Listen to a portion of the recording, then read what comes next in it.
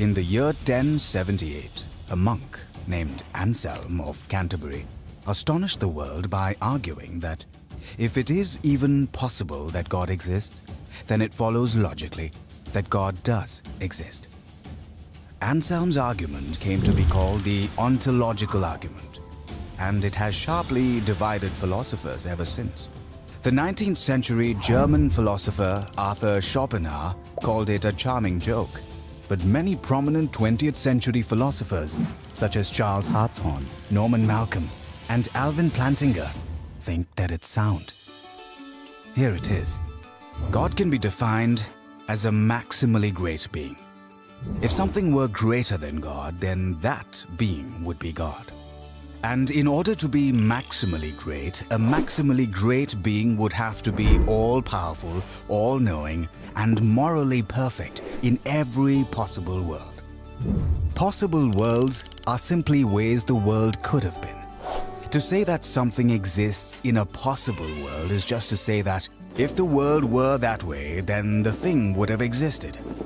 For example, even though unicorns don't exist in the actual world, it seems at least possible that they could have.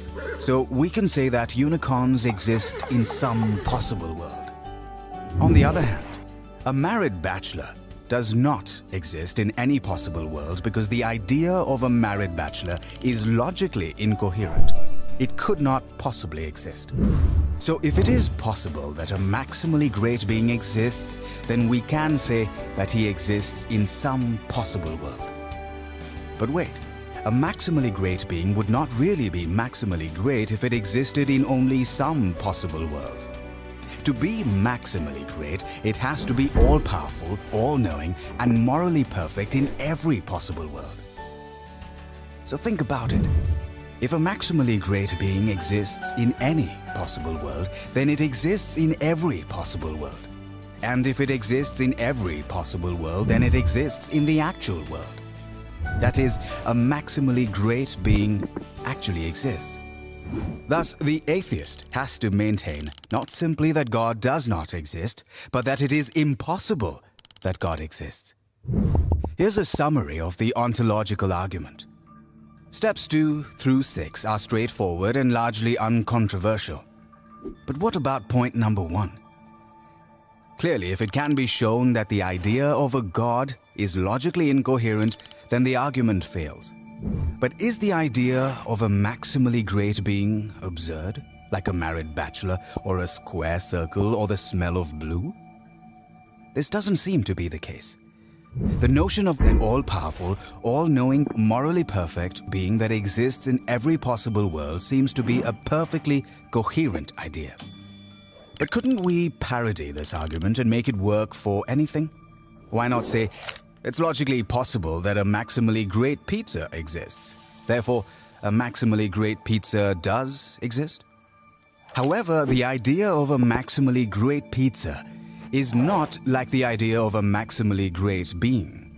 In the first place, there aren't intrinsic maximal values that make pizzas great. There could always be one more pepperoni to increase its greatness. It's not even obvious what properties make a pizza great. Thin crust or thick crust, extra cheese, anchovies? It's relative to the taste of the consumer. In the second place, a maximally great pizza would have to exist in every logical possible world. But that would mean that it couldn't be eaten. So it wouldn't really be a pizza, because a pizza is something you can eat. The idea of a maximally great pizza turns out not to be a coherent idea. The idea of God, on the other hand, is an intuitively coherent idea. Therefore, his existence is a possibility. And the ontological argument shows that if God possibly exists, then God actually exists.